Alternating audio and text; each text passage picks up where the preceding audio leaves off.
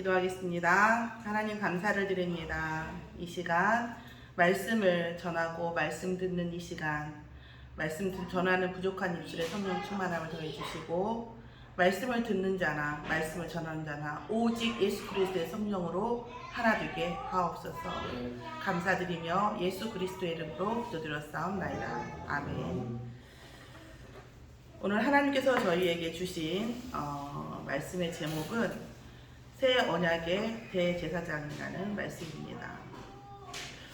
어떤 새 언약이고 어떤 대제사장일까요? 저도 이제 우리가 보통 예수 그리스도라고 할 때 그리스도라고 하는 부분이 이제 우리 크리스마스 할 때도 그리스도고 기독교 할 때도 기독이라는 말이 기독교의 기독이 그리스도를 한자어로 만든 것이 이제 기독이라고 말씀드렸잖아요.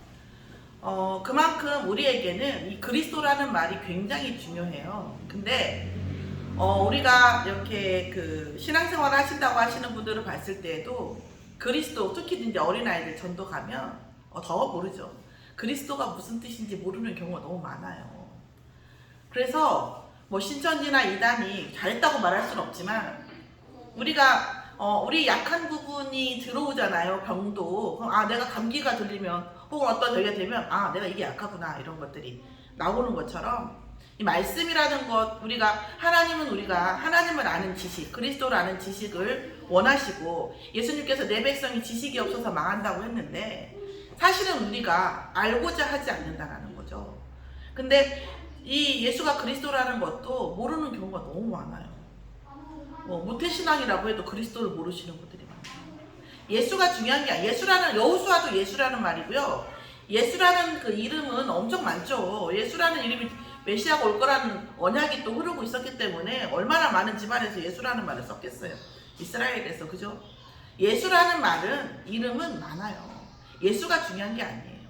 그리스도가 중요한 거죠. 그죠? 그래서 이 그리스도는 누굽니까? 기름 부음 받은 자거든요. 기름 부음 받은 자가 그리스도라는 뜻이에요. 그럼 뭐 어떤 기름 부음 받은 자가 어떤 분 저기가 있습니까? 왕에게 기름 부음 받았죠. 예수님은 왕이십니다. 만왕의 왕이십니다. 만왕은 누굽니까? 공중 권세 잡은 자, 또 정사와 권세 잡은 자, 정권을 잡은 자들이고요. 그 정권을 잡은 자들을 통제하는 마귀, 사단의 권세가 만왕입니다.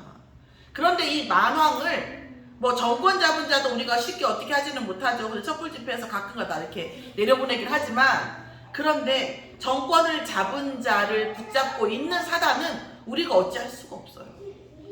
그 사단의 머리를 깨신 분이 누구냐? 예수 그리스도십니다. 그래서 만왕의 왕이십니다. 또한 예수님은 참 선지자이십니다. 그냥 선지자가 무슨 뜻이에요? 먼저 아는 자예요. 먼저 아는 사람을 선지자라고 하죠. 어떻게 보면 그러니까 무당들이나 네피림들도 어떤 의미에서는 선지자죠. 우리보다 좀 먼저 알잖아요. 걔들도 가끔 속아서 그렇지. 안단 말이에요. 그런데 어떤 이스라엘이라든가 랍비라든가 많은 사람들이 가는 길을, 이스라엘이 가야 할 길, 백성들이 가야 될 길을 먼저 알고 알려줬어요. 그런데 오직 하나님께 가는 길을 알려주시는 분, 참 선지자는 예수 그리스도밖에 없다는 거예요. 그래서 그리스도 이후에는 선지자가 없습니다. 선지자다, 예수의 동생이다, 뭐다, 아니에요. 저희가 오늘 6시에 김경규 목사님 광고 못 드셨는데 제가 딱 광고할 건데 6시에 저희 본부 목사님께서 광양으로 오셔요. 백교회 임직식이 있으셔서 저는 내일 1,000만 원을 버신다 하더라도 오늘 가보시는 걸 원해요. 왜냐하면 우리 목사님이 본부 목사님 광신도여서 뭐 그렇다고 해도 좋아요. 그렇다고 해도. 그런데 제가 진짜 광신도인지 정말 복음 광신도인지는 알아보셔야 하잖아요. 이 시대에 저는 다 넣고 제가 신학을 해본 결과 제 신학을 해서 뭐 대단한 거를 알려고 간 건 아닌데 정말 이 교단이 진짜 신학적으로 맞냐 그것 때문에 갔는데 제가 이 졸업을 할 때 어떻게 하냐면 2000년 만에 회복된 복음이라는 것을 확신을 갖고 왔어요. 저의 확신이 뭐가 중요합니까? 제가 뭐 얼마나 저기라고. 그런데 수많은 신학자들이 그렇게 얘기를 하고 있어요, 사실. 근데 진짜 왜 그러냐면 저희 교단에서 말하고 있는 건 오직 한 가지예요. 진리도록 말하고 있는 건 오직 한 가지. 뭐예요? 우리 이중관 집사님 뭔 것 같아요? 저희 교단에서 얘기하고 있는 게 오직 한 가지예요. 뭐밖에 없어요? 예수 그리스도밖에 없어요. 그래서 본 목사님 뭐냐면 99%의 목은 믿음도 하나님 원하지 않으신다 했어요. 뭘 원하세요? 100%의 믿음을 원하세요.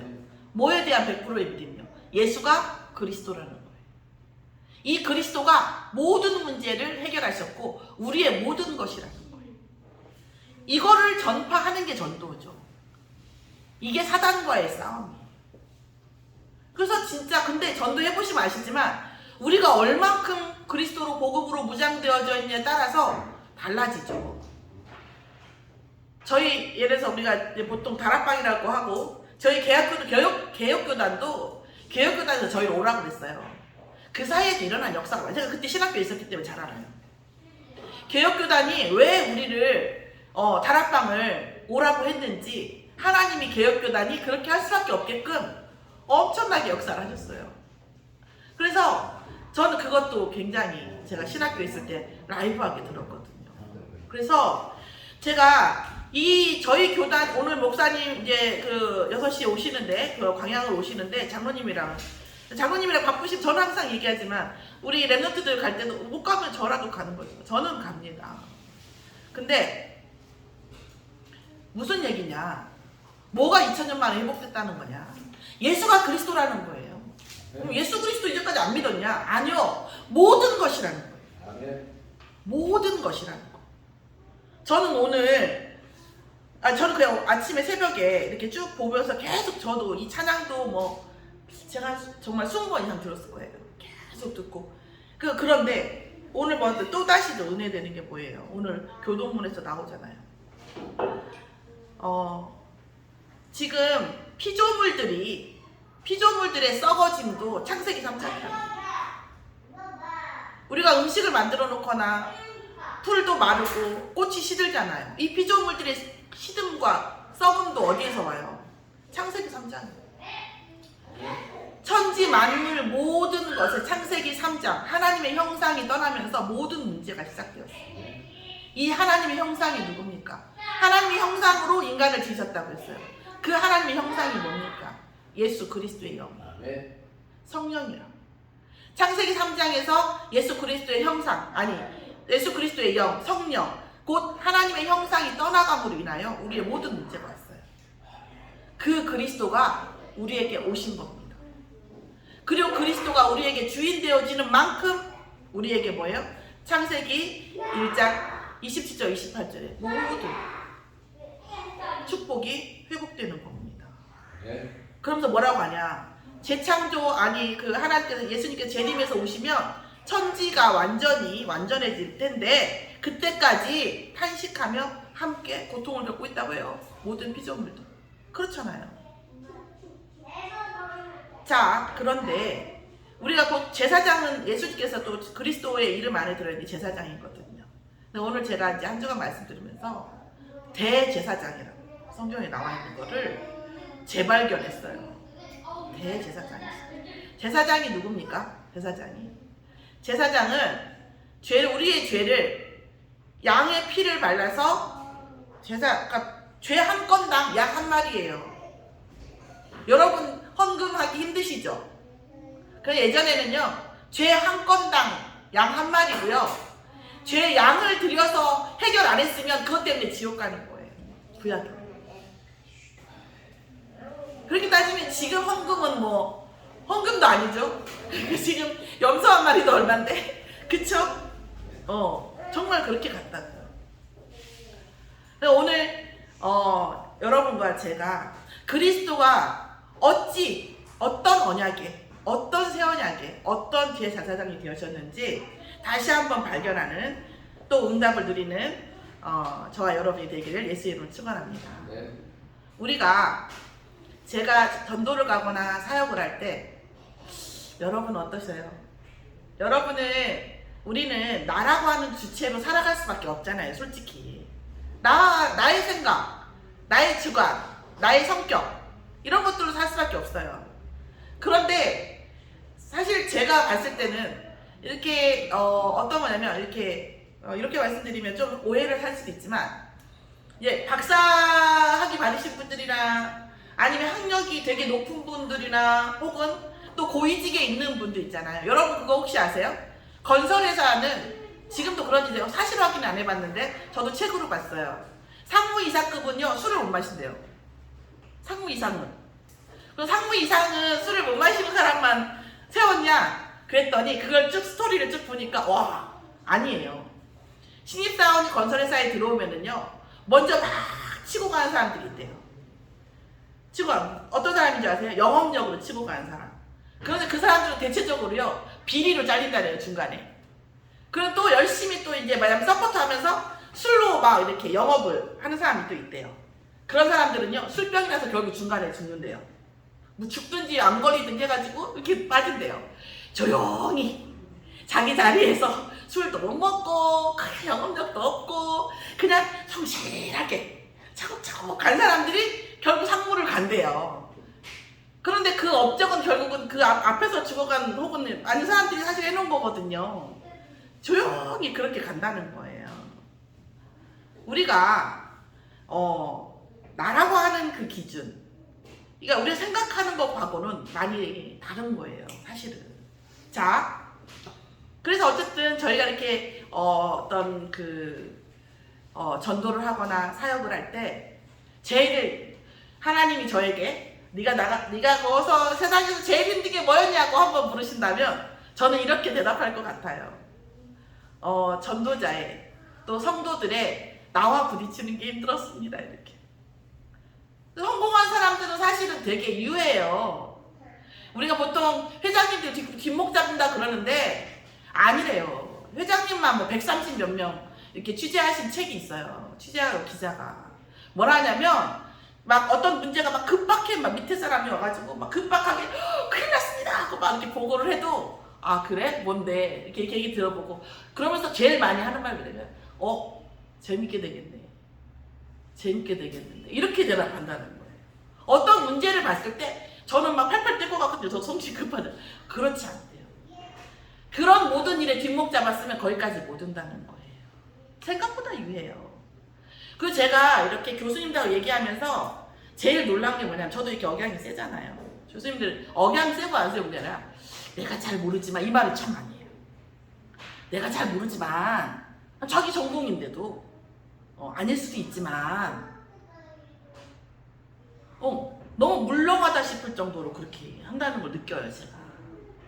그런데 어떤 데는 우리가 여러 번 보면 있잖아요. 그 책에서 이렇게 나왔어요. 그러나 여러분은 막걸리 안 드시죠? 제가 말해도 되죠? 그 책에 나와 있어요 진짜. 그 막걸리 집에 가봐라. 세상 이치는 그 사람들이 다 아는 것처럼 고집 부리고 주장하고 절대 타협 안 하고 상대 인정 안 하고 이런다는 거예요. 저도 그런 막걸리집의 내 성향을 그때 발견했어요 사실. 내가 막걸리집 가 있진 않지만 그런 성향이 내게도 있더라고요. 자 그러면 우리가 실패와 성공을 기로에 봤을 때 과연 무엇이 우리를 실패케 하느냐. 결국은 나의 선택, 나를 신뢰하는 것이었다는 거예요.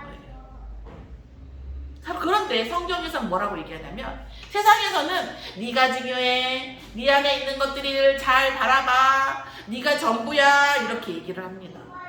나는 정말 여러분에게 물어보고 싶어요. 유괴범이나 납치범이 제가 오늘도 이중관 지사님 저한테 오늘 납치 한번 되시죠 얘기했는데 납치범이 나쁜 얘기하면서 데려가냐고요. 나쁜 얘기 때려가면서 데려가겠어? 야, 너 초콜릿 먹고 싶지? 엄마 못 먹게 하지. 내가 사줄게. 그렇잖아요. 그쵸? 네가 평상시에 갖고 싶었는데 못 갖고 있던 거 내가 해줄게. 사탕 사줄게. 이렇게 하면서 데려간다고요. 그 중에 대표적인 메시지가 뭐냐면요. 나에 관한 것이에요. 네가 전부야. 네가 할 수 있어. 네 안에 여러분 몇십 년 동안 여러분 자신하고 사셨잖아요. 솔직히 알잖아요. 그 한계를. 성경에서는 근데 뭐라고 한 줄 아세요? 참 씁쓸하게 말을 합니다. 뭐라고 얘기해요? 인간은 절대 타락한 존재예요. 선하고 싶지만 선할 수가 없는 존재예요.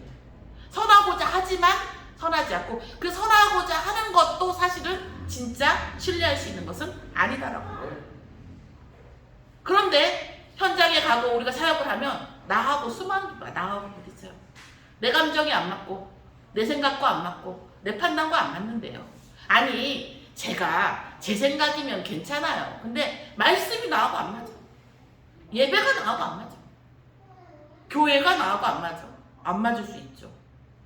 그런데 그 안 맞는 교회 있어요. 근데 그 안 맞는 비교 대상이 나가 되면 안 된다는 거예요. 진짜 복음, 진짜 말씀, 이것과 비교했을 때 교회가 안 맞을 수도 있어요. 저희는 아시는지 모르겠지만 저희 이단 유명 엄청 시달렸잖아요. 제 공부해보니까 뭐 다른 데가 더 이단성 많더만 뭐 교리도 뭐 말도 안 되는 교리도 많고 싸우자고도 할 수 있어요. 제가 공부 3일만 하면 다시 해야 되거든요. 근데 진짜 정말 많아요. 아유, 우리는 진짜 그냥 원색 복음이에요. 교회 교리를 성경 구절도 이상하게 한 데도 많고 그러니까 신천지 같은 데가 난리를 피지. 이런단 말이에요. 그런데 오늘 절대 타락이라고 얘기한다니까요. 그러면서 뭐냐면 스스로 구원할 수가 없어요. 제가 우리 둘째 아들을 암 선고 받았잖아요. 암 때문에 이제 5학년 때부터 하는데 24시간 케어를 해요. 제가 이렇게 뒤는 안 섭니다. 그 서울 서울 성모병원에 있었는데 강남 성모병원에 있었는데 거기 수간호사부터 그 학과장 그 교수들이 저를 학을 뗄 정도로 저도 케어라면 뒤를 안 서요. 그런데 있잖아요. 제가 처절하게 느낀 게 뭔지 아세요? 아무리 사랑하는 내 아들이 아무리 죽어가고 아무리 힘들어 해도 내가 그 주사 대신 한번 못 맞는다니까. 항암 주사 한번 내가 못 맞아. 사실 또 맞아도 소용도 없고 맞아준다 한들 소용도 없고 그렇게 사랑하는 내 아들의 그렇게 고통스러움을 내가 조금도 잡아줄 수가 없어요. 여러분 아이 낳자 우리 출산의 고통 아시잖아요. 모르시는 분이겠지만 저는 여러분은 무통주사 맞았나 모르겠어요. 저는 무통주사 없었거든요. 우리 때는. 와 아이를 낳는 게 이렇게 고통스러운지 몰랐어요. 여러분 뭐 군대 얘기하시는데요. 군대 안 가보고 그렇게 얘기하니까 저도 참 뭐 말할 적은 없지만 모르겠어요. 저는 아이를 낳고 아이를 키우면서 서울대는 아무것도 아니다. 이 정도 정성이고 이 정도 노력이면 고통이면 우리는 1년 쌈박하게 고생하고 서울대 갈 수 있었다. 나 이런 생각이 드는 거예요. 내가 왜 안 했다. 이런 생각. 뭐 서울대 갔다고 애를 안 키우겠습니까? 그게 아니라 제가 드리고 싶은 말씀은 뭐냐면 그런 데 있잖아요. 우리가 같이 아이를 만들고 함께 산다는 한 몸이라고 하는 부부도 그 고통을 알아요. 옆에서? 몰라요. 머리 쥐뜯으면 머리 쥐뜯다고 뭐라고 하지. 또 쥐뜬다 한들 그 고통이 또 없어져요? 아니거든요. 우리는 그렇게 이 한 사람도 가장 사랑하는 사람도 그 어느 누구도 구원할 수 없어요. 그러면 우리 자신은 구원할 수 있습니까? 여러분 내일 아침에 여러분 감정이 어떨지 아세요 혹시? 저는 몰라요. 저는 몰라요. 우리가 한 달 뒤에 어떤 일이 있을지 내일 어떤 일이 있을지 우리가 압니까? 몰라요. 열심히 착하게 살면 우리의 내일이 좋을 거라고 장담하실 수 있어요? 몰라요. 구원할 수가 없는 존재라고. 우리가 우리 아이들한테 이렇게 하는 게 좋아라고 얘기를 하지만 그 말이 정말 맞을까요? 여러분이 저는 저 특별히 제가 수학을 가르치잖아요. 여러분이 여러분 아이 엄마들 수학 가르친다고 하면 제가 걱정이 돼요. 잘못 가르치면. 그건 제가 확실해요. 정말. 예수가 그리스도인 거 다음으로 확실해요. 잘못 가르쳐. 100% 잘못 가르치거든요. 걱정이 돼요. 이게 아니라 옳은지가 않다니까. 구원이 안 된다니까. 자 그러면 증거가 뭐가 있습니까? 증거가요? 삶의 결과를 보면 알 수 있잖아요. 삶의 결과. 서울대 나오고 국회의원 되고 대통령 되고 성공했다는 거 아니에요. 그런데 그것조차도 못 돼 있어요. 우리는. 그것조차도. 서울대 나오고 뭐 국회의원 되고 대통령 되고 이게 막 그렇게 대단한 성공 아닌데도 완전한 성공이 아닌데도 불구하고 우리는 그것조차도 못 미쳐서 있다니까요. 삶을 걱정하고 많은 실패 속에 있다니까요. 이게 결과예요. 우리가 사실은 다 결과 나와 있는 거거든요. 사실은. 그럼에도 불구하고 나를 신뢰해요. 대단한 것 같아요.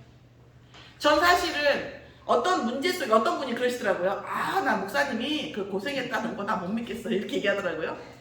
선생님, 목사님이 뭐 한 달에 뭐 한 겨울을 뭐 난방비 5만 원도 안 돼가지고 없어가지고 못 믿겠다 그러더라고요. 제가 그 말 했어요. 제가 권사님한테. 제가 1,000원짜리 원장 없이 다녀도 누가 돈 없다는 소리 안 한대요. 저.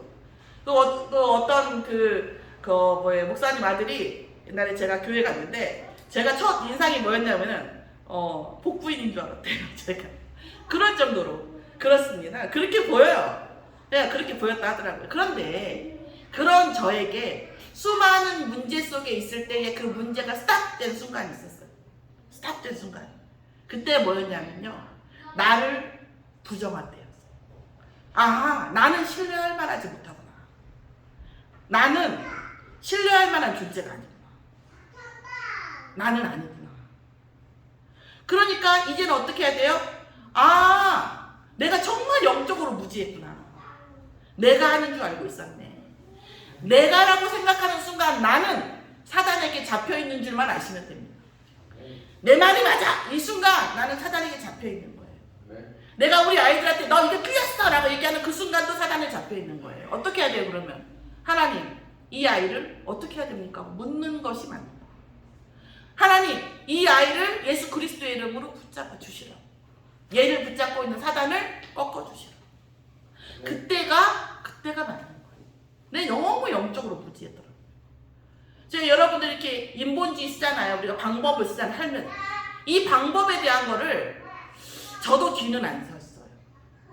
제 뒤는 안 선다니까. 근데 그런 많은 방법들, 어떤 문제가 생겼을 때에 이건 이렇게 하고, 교통사고가 나면 저렇게 하고, 어떤 해금 문제가 생기면 이렇게 하고, 이런 많은 것들이 결국은 제가 응답을 맡고 있었더라고요. 영적으로 무식하기가 아주 짝이 없는 저. 그런 나를 재발견했어요, 제가. 그때부터는 문제가 없어져요. 와 본들 속이 뻔하고, 사단의 의도도 뻔하고, 하나님의 계획은 물어보면 되고, 말씀 속에서. 그리고 내게 혹시 남아있는 영적 문제, 예배 속에서 떨으면 되는 거예요. 모든 게 끝나버리는 거예요. 이 과정이 반드시 필요합니다. 그때까지는 바닥이에요. 예수 그리스도 믿어도 그때까지는 광야예요, 여러분. 아마 그럴 거예요. 저는 장모님 굉장히 머리가 좋은 분이라고 생각해요. 빨리 끝나버렸죠. 근데 상황이 그럴 수밖에 없었어요. 왜? 뭐 잡을 게 없었거든. 그러니까 빨리 잡았어요. 그게 응답인 거지. 그런데 어정쩡하게 여러분들보다 좀 더 있는 분들 많잖아요. 우리 위에도 많고 우리 밑에도 많으니까. 근데 어정쩡하게 있는 분들한테 복음 전하면 안 받아줘요. 가진 게 있는데. 이런 게 있다는 거죠. 오늘 예수가 그리스도이신데 직분을 가지고 계신 분인데 오늘 새 언약 속의 대제사장이라고 하는 말씀 속에서 저와 여러분이 정말 그리스도를 재발견하고 우리 자신을 재발견하고 저는 이렇게 되거든요. 전 진짜 제 피가 그리스도의 피로 완전히 재창조되기를. 제 머릿속에 있는 모든 사고가 복음적 사고로, 가능하면 유목사님적 사고로 재창조되기를 기도합니다. 오늘 제사장이라고 하는 언약을 붙잡은 여러분들에게 하나님께서 저와 전혀 상관없는 정말 저 다른 현장에서 반드시 역사하심으로 증거를 주시기를 예수의 이름으로 축원합니다. 장성한 자의 신앙이라는 말씀을 주셨어요. 장성한 자의 신앙이 뭐냐면 이 말씀은 이 말이 아니고 장성하지 못한 자의 신앙을 말씀을 하시는데 제가 붙잡기는 단어를 쓰기는 장성한 자의 신앙이라고 썼어요. 장성한 자의 신앙이라는 말이 나왔다는 얘기는 장성하지 못한 자의 신앙이라는 거죠. 네가 언제까지나 젖을 먹을 것이냐. 네가 언제까지나 네 귀에 맞고 네 마음에 맞는 일만 볼 것이냐. 이런 거예요. 장성한 자의 신앙은 어떻게 했다고? 장성한 자예요. 그리스도를 아는 장성한 자의 신앙은 단단한 음식을 먹고, 단단한 음식이 뭐예요? 단단한 흡연이죠. 단단한 음식이 뭐예요? 문제와 사건 속에서 보는 것이죠. 단단한 음식이 뭡니까? 하나님 나라의 일 속에서 같이 뚫고 나가는 거. 광야를 같이 가는 거. 언약을 잡고 가는 거예요. 가나안 가면 잘 먹고 살까? 가나안 가면 내가 좀 뭐가 될까? 이게 아니라 하나님이 가나안에 보내시는 나의 인생을 놓고 가는 언약을 따라가는 거예요. 단단한 음식이 뭡니까? 지금 내 마음에 맞지 않아도, 특히 마음이 아니라 특히 감정, 내 감정에 맞지 않아도 하나님의 언약입니까? 하고 질문할 수 있는 그런 신앙. 뭘 사용해서? 지각을 사용함으로 연단을 받아 뭐래요? 선악을 분별한다는 거죠. 이 선악은 선악과를 먹은 선악이 아니에요. 우리가 응답이 와도 그게 응답이 아닐 수가 있고, 문제가 와도 그게 문제가 아닐 수 있어요. 저라면 내가 사단이라고 하면 여러분에게 응답으로 속여요. 또 하나, 또 분명히 응답이 올 것 같아요. 하나님이 주시는 응답이 올 것 같아요. 그 사람은 어떻게 해요? 문제로 속입니다. 여러분이 사단이라면 어떡하시겠습니까? 옆에 사람을 속여야 돼요. 그럼 어떻게 해요? 내가 이 사람을 미혹할 때는 응답으로 미혹해요. 그리고 이 사람이 응답의 길로 가지 못하도록, 언약의 길로 가지 못하도록 하기 위해서 어떻게 해요? 문제로 속여요. 그래서 우리가 진짜 선악을 구분할 수 있는 영적 눈이 열리는 것, 그게 장성한 자의 신앙입니다. 자, 이런 신앙과 이런 것들이 어떻게 옵니까? 예수가 그리스도라는 이 말씀, 예수가 십자가에서 돌아가시고 3일 만에 부활하심으로 해서 대제사장의 직분을 완성하셨어요. 죄 없는 그리스도께서 십자가에 돌아가심으로 우리의 모든 죄를 담당하셨어요. 그래서 그리스도의 이름을 부르는 이 시간 우리는 피제사를 드리고 있는 겁니다. 출애굽기 3장 18절. 우리는 지금 피세계 제사를 드리고 있는 거예요. 예수 그리스도의 피를 담아서 우리의 죄와 저주를 담당시키고 있는 예배인 거예요. 그래서 오늘 이 예배가 별로 없어. 사람들이 많으면 뭔가 군중심리가 될 텐데, 내게 감정이 좋아지면 내게 은혜가 올 텐데, 그게 아니라 오직 예수에 집중하는 그 시간에 우리의 모든 영적 저주가 떠나가는 시간이라고. 그래서 응답이 온 어떤 상황이 오면, 응답이 오고 나서 보면 내가 어쩌다가 여기까지 왔지? 응답의 자리, 성공의 자리로 와 있지? 생각해보면 예배 시간이 쌓이는 동안 흑암이 꺾이면서 자연스럽게 나는 문제가 왔고 응답이 왔고 어떤 상황이 왔고 해서 그냥 온 것 같은데, 말씀만 붙잡고 왔는데 어느 순간 딱 어떤 순간이에요. 저도 나중에 알았어요. 제 인생의 문제가 끝나는 거예요. 물론 문제가 없는 게 아니에요. 위기가 없어지는 거예요. 위기가 아닌 거죠. 그래서 지금 생각해보면 저희 그 둘째 아들하고 얘기를 해요. 정말 공감되어지는 게 뭐냐면, 하나는 뭐냐, 내가 암에 걸리지 않았으면 나는 하나님을 못 만났을 거라. 이렇게 얘기해요. 근데 지금 내가 얘기하거든요. 엄마로서 자녀라도. 그럼 네가 나한테, 너가 생각할 때 암에 걸렸던 게 너 인생에 유익하냐, 아닌 게 유익하냐.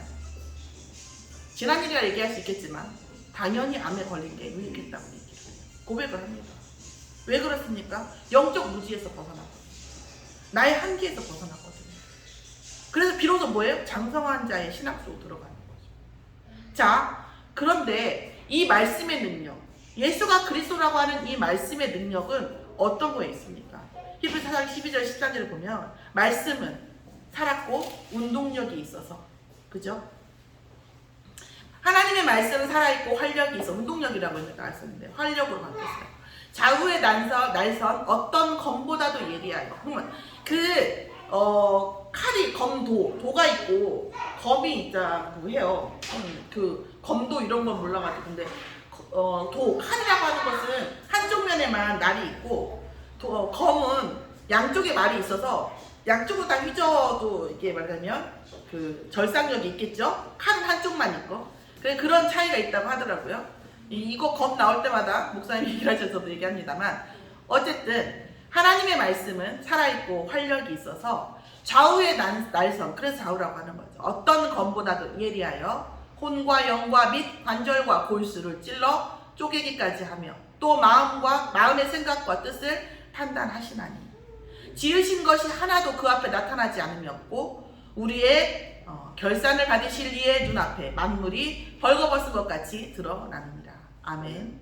하나님의 말씀은 살아있다고 얘기해요. 저는 살아있는 하나님의 말씀을 많이 체험을 했어요. 저보다 더 많이 체험한 분도 있죠. 특히 이제 우리 아들 속에서 체험을 했는데, 그래서 제가 그때도 말씀드렸지만 너 항암제에 너무 맞기가 너무 힘들고 땀이 너무 많이 나니까 화장실에서 기도했대잖아요. 제가 기도원 메시지 하면서. 그러고 나서 딱 그 다음날 말씀 하나님 내가 땀이 안 나고 기도원의 메시지가 성취되어지면 제가 하나님 살아계신지 믿겠습니다 했더니 그 다음날 땀이 한 방울도 안 나면서 항암제를 이기기 시작한 거예요.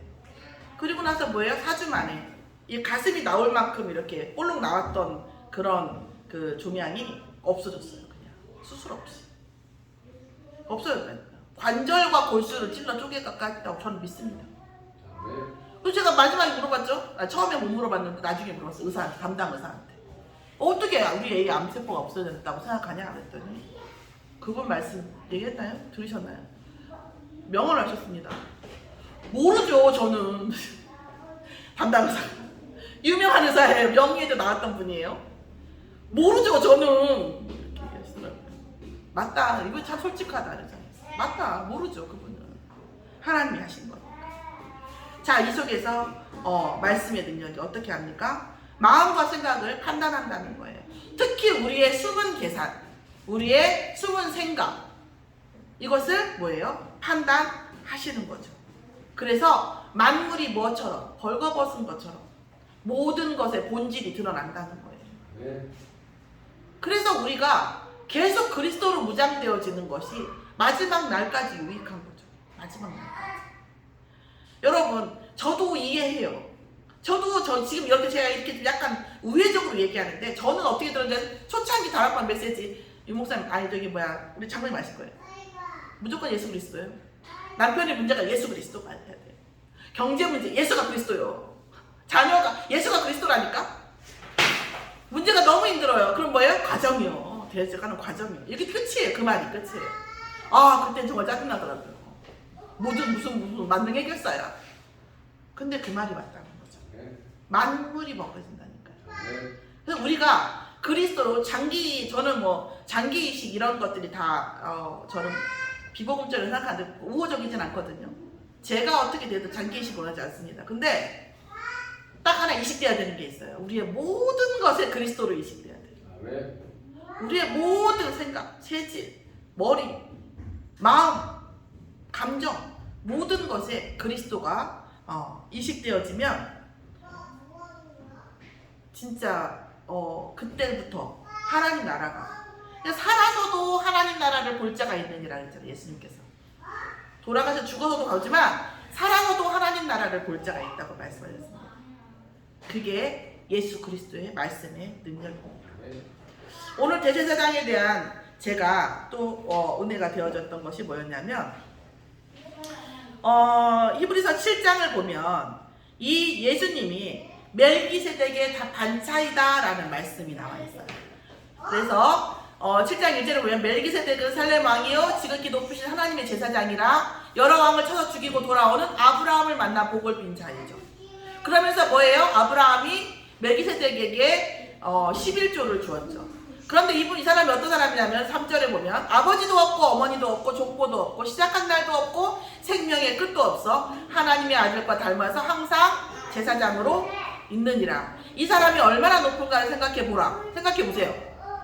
조상 아브라함이 10분의 1을 주었던 분이에요.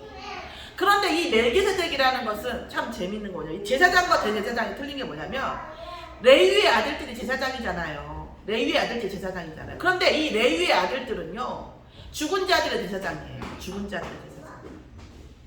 레위의 아들들의 제사장 직분의 그 계보가 멜기세덱하고 상관이 없어요.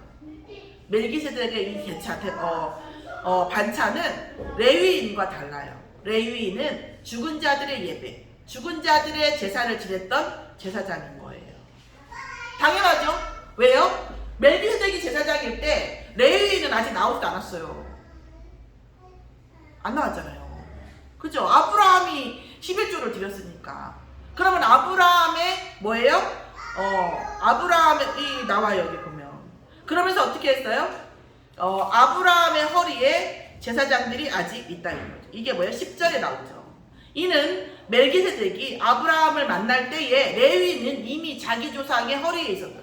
아브라함의 허리에 레위인이 있었잖아요. 아직. 그래서 이 제사장들과 멜기세덱의 반차이신 예수 그리스도, 멜기세덱과 예수 그리스도는 아예 전혀 다른. 제사장은 죽은 자들의 제사장들이에요. 그래서 양의 피로 제사를 지냈던 자들이고, 멜기세덱과 예수 그리스도는 전혀 다른 게 뭐예요. 그래서 심지어 그러니까 어떻게 해요? 그래서 그 증거가 뭐냐? 제사장들도 뭘 했어야 돼요? 자기 죄를 위하여 먼저 제사 드리고, 그죠? 먼저 제사 드렸잖아요, 그죠? 자기 죄를 위하여 양을 잡아서 먼저 제사 드리고, 그 다음에 백성들을 위해서 제사를 드렸어요. 아직 뭐예요, 이 사람들도? 구원받을 창세기 3장 안에 있는 거예요. 네. 이런 얘기 들었는데 레위인이 아니에요. 그 죄사함이 필요한 제사장이었어요. 그런데 예수님은 뭐예요? 예수님은 영원한 온전한 제사장, 온전한 완벽한 제사장이에요. 대제사장. 그래서 레위인의 밑에 나오는 레위인과 비슷한 그 제사장이 아니라 완전하고 영원한 온전한 멜기세덱의 반차인 대제사장입니다. 그래서 그분은 죄가 없어. 자기 죄를 위해서 할 일이 없고, 그분은 완전하신 분이에요. 흠이 없는 분인 거죠. 결론적으로 대제사장 예수 그리스도는 우리의 연약함을 아시는 분이에요. 그리고 뭐예요? 죄 없이 모든 일에 똑같은 시험을 당하신 분이에요. 당하실 필요가 없는데 우리를 위하여. 그래서 뭐예요? 그분에게 은혜의 보좌 앞에로 나아가라. 그래서 우리가 그리스도의 이름으로 우리가 은혜의 보좌 앞에 나아가면 영원한 대제사장의 죄사함, 구원함, 천국 배경이 이루어지는 거예요. 그리스도를 정말 어떤 분 말씀했잖아요. 어떤 목사님이 자기 잘 모르겠고 하루에 한 300번만 주는 그리스도시요 살아계신 하나님의 아들이십니다 해보라고 했거든요. 자기 그걸 해봤대요. 진짜 300번 쉬어가면서. 그 응답은 자기네 교회 오면 자기가 들려주겠다고 너무 기니까 얘기하더라고요. 그 정도. 예수가, 저희 교단은 예수가 그리스도라는 거예요. 예수가 완전한 그리스도라는 거예요. 예수가 그리스도라는 것이 모든 것이라는 거예요. 그게 다예요. 저도 몰랐어요. 근데 정말 그렇더라고요. 그러고 나서 제가 성경 있잖아요. 처음부터 우리 신학교 간다고 해서 성경을 창세기부터 요한계시록까지 가르쳐주는 거 아니에요. 생각보다 쓸데없는 거 많이 해요. 생각보다 해야 되는 거 좀 덜해요. 제가 생각한 거 좀 달랐어요. 저는 막 진짜 성경에 대해서 막 포럼하고 성경이 무슨 말이고 이런 것만 할 줄 알았더니 그렇지 않더라고요. 그런데 저는 저희 이 RTS 가서 너무 감사한 게 뭐냐면 진짜 예수가 그리스도가 얼마나 깊고 얼마나 넓고 얼마나 높은지를 봤어요. 그것만 봤어요. 그리고 다시 성경을 보니까 모든 게 들려요. 성경은 오직 예수가 그리스도시요 살아계신 하나님의 아들이심을 말하는 거예요. 그게 다예요. 자, 오늘 우리의 모든 어떤 문제 속에 있더라도 어떤 상황 속에 있더라도 예수가 그리스도심이 모든 것이 되어지면 끝납니다. 아니면 신앙생활 할 필요가 없어요. 열심히 해야지. 잘해야지. 오직 예수 안에 부끄러 뭐라는 거예요. 사실 우리 장로님께서 결단해라 이런 얘기는 교회 앞에 뭐 헌신하고 막 돈 많이 내고 이게 아니에요. 오직 예수 앞에 한번 결단해 말아요. 모든 거 내려놓고 한번 해보라는 거예요. 진짜 오직 예수 되면 나머지 다 되니까 그거 결단해보라고 말씀하시는 거예요. 그런데 아니요, 뭐 같이 하라는 걸 선인격이 정말 그렇지 않아요. 진짜. 여러분, 오직 예수 앞에 자녀를 내려놓고 오직 예수 앞에 경제를 놓고 오직 예수 앞에 내 인생을 한번 놓아보세요. 진짜. 정말 저도 작은 증인이죠. 아주 보잘것없는 증인인데 저는 진짜로 제가 정말 부끄러워서 간증 다 못해요. 진짜 10분의 1도 못했어요. 왜냐면 실제 그 문제가 있는 사람한테는 해도 되지만 굳이 뭐 여러분한테 뭐 그런 얘기 다 해요. 너무 부끄러운 일들이 많은데 안 하는 거예요. 그런데 그리스도 붙잡는 순간, 아니 지금도 붙잡아가고 있어요. 점점 붙잡아가고 있는 할수록 우리의 인생은 완전히 달라져요. 진짜. 자, 그리스도 앞에 더 좋은 약속으로 세우신 더 좋은 언약의 중보자라고 히브리서 8장 6절. 그러니까 뭐라고 나와 있냐면, 제가 조금 전에 마지막 정리하겠습니다. 8장에 1절에 보면 재밌는 말이 나와요. 그러니까 제가 넣었어요. 지금 우리가 하는 말의 요점은 이렇게 나와 있어요. 지금 우리가 하는 말의 요점은 이러한 대제사장이 우리에게 있다는 것이다. 이게요. 제가 하는 말 같죠? 성경 말씀 치고 재밌지 않아요? 지금 우리가 하는 말의 요점은 이러한 대제사장이 우리에게 있다는 것이다. 그는 하늘에서 지극히 크신 이의 보좌 우편에 앉으셨으니 성소와 참 장막에서 섬기는 이시라. 이 장막은 주께서 세우신 것이요 사람이 세운 것이 아닙니다. 그래서 그리스도의 이름으로 성전 안에서, 그리스도의 이름으로 현장에서 정말 기도하면서 세상에 나아가면서 성도를 그리스도의 이름으로 사랑하고 세상을 그리스도의 이름으로 사랑하는 모든 자에게 하나님께서 반드시 상을 주신다고. 뭐까지요? 찬물. 뭐 요즘은 돈 주고 사지만 정수기로 뽑으면 별로 같이 돈을 따질 수 없는 찬물 한 잔도 다 계산해서 주시겠다. 그렇게 응답하시겠다. 뭘로요? 예수 그리스도의 이름 앞에서 모든 것이라니까요. 오늘 정말 새 언약에 그럼 언약은 뭡니까? 이 얘기는 제가 수요일날 좀 마저 해야 될 것 같아요. 새 언약이 뭔지는 더 하면 안 되니까 새 언약은 수요일날 더 마저 얘기하고, 정말 우리에게 대제사장이 되시는 그리스도가 정말 우리의 모든 것 속에 스며들어서 하나님께서 주시는 천국 배경, 살아서 천국 배경.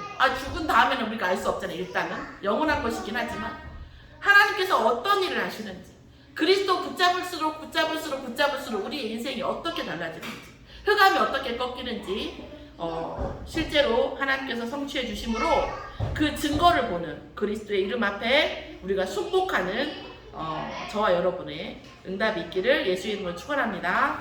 기도하겠습니다. 하나님 감사합니다. 예수 그리스도의 이름이 새 언약의 대제사장임을 알게 하심을 감사드립니다. 전 성도의 현장과 그 마음과 생각과 모든 심령에 그리스도로 뿌리 내려져서 그 응답을 누리고 그 이름을 누리고 그 배경을 누리는 한 주간이 되게 역사하여 주시옵소서. 감사드리며 예수 그리스도의 이름으로 기도드렸사옵나이다. 아멘.